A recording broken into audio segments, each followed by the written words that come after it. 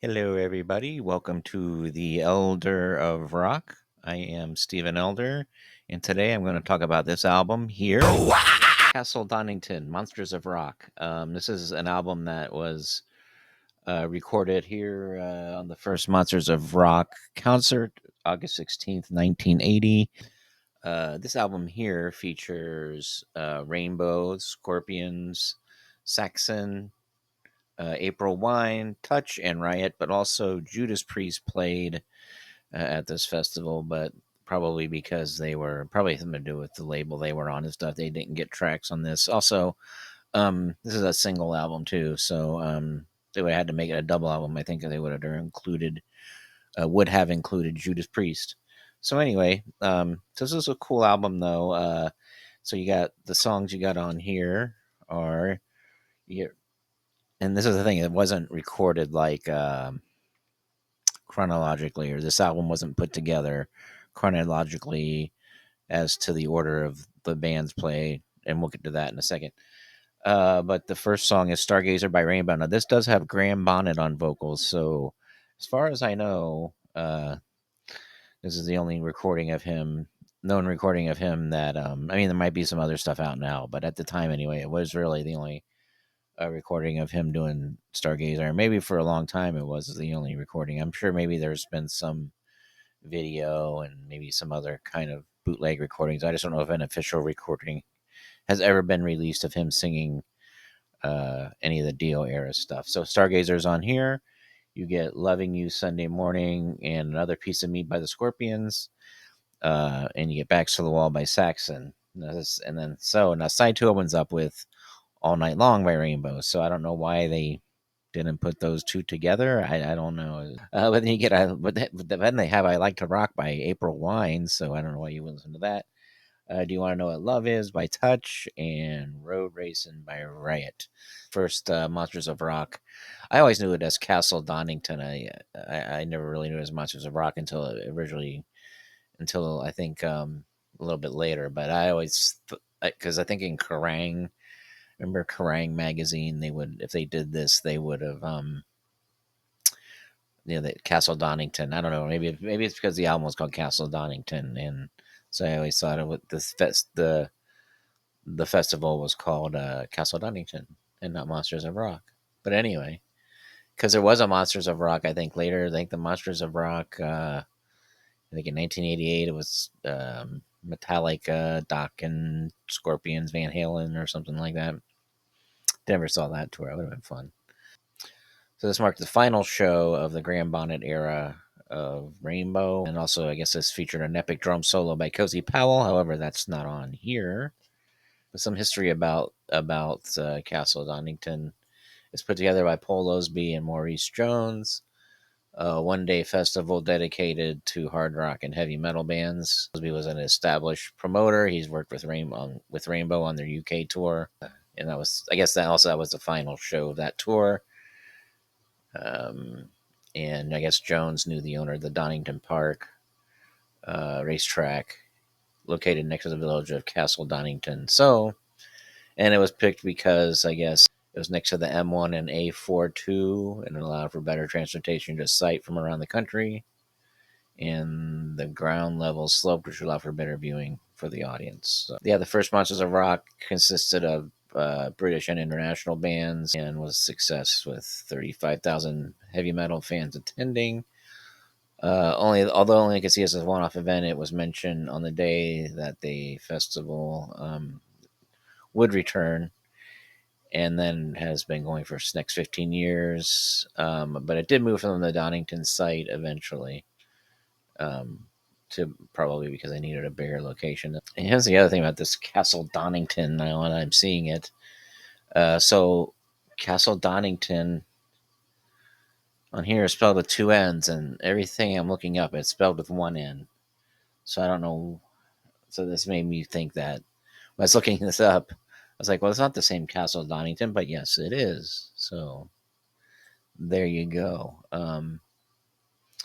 So yeah, so that's about it. It's just a cool album, like I said, really cool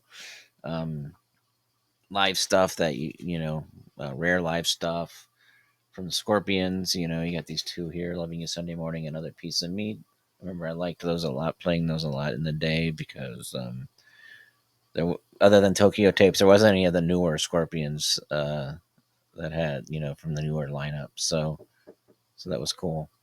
Yeah, so so the later Scorpion stuff you really didn't get. You hadn't had any of that stuff yet. They wouldn't release another album for a couple years, a live album for a couple more years. So, and on that album, I don't think either of these songs are on that. "Loving You Sunday Morning" and "Another Piece of Meat." So you kind of cool. You get some rare Scorpions tracks. Like I said, you get the Stargazer, with Graham Bonnet singing. Then you get "All Night Long." It's kind of an extended "All Night Long." Um, saw audience sing along on here. Graham Bonnet changing the first verse slightly uh, on here for "All Night Long" as well. But he does a play on words on the part where it says, "I want a girl who can keep her head." You can figure it out from there. "Backs to the Wall" by Saxon. I hadn't heard this song, but I liked it. I guess it's off their the first album by Saxon, "Backs to the Wall." Yeah, so it was pretty cool hearing that. I remember played that one a lot. I dug it. And then you get "I Like to Rock" by April Wine, which is this is a really cool live version of this song. I don't I'm not really an April Wine fan, so I don't really know. But I don't know I imagine there's probably, if they put out a live album, I'm sure this was on it because it was one of their big hits. But this is a cool version anyway.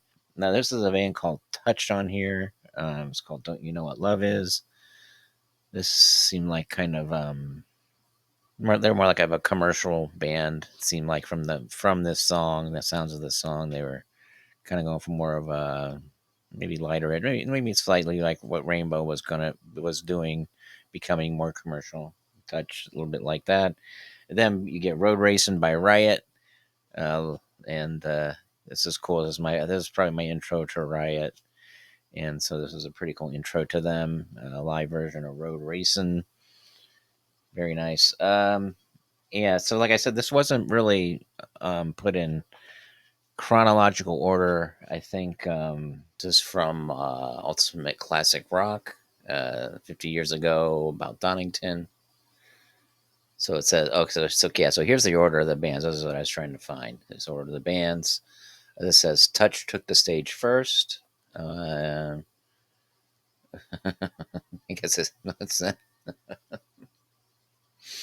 was a downpour on the festival. It says Touch took to the stage. They tried in vain to stoke up the crowd. This goes a little review, but received no help from the bee that was swallowed mid set by their singer. Well, you couldn't tell from this song. Maybe it happened before that. Um, and then it says Riot was next. So it's wild is that these are the last two bands on the album, but they were the first two to play. And then it says Saxon played. Mostly, this is, I guess, "Wheels of Steel" was the album that was out at that time. The audience response was chronicled in the bands played on. I guess that was an inspiration for that song. Um, April Wine played next.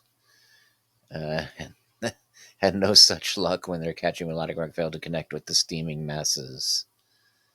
They were overshadowed by the Scorpions.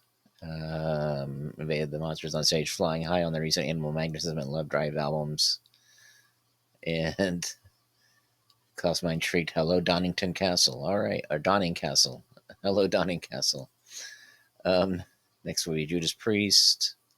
Then this was British Steel was the album that was out then for them. They just released it months earlier. And then it says Rainbow. Proved something of an anticlimax for many fans who are still in coming to grips with Dio's replacement, Graham Bonnet.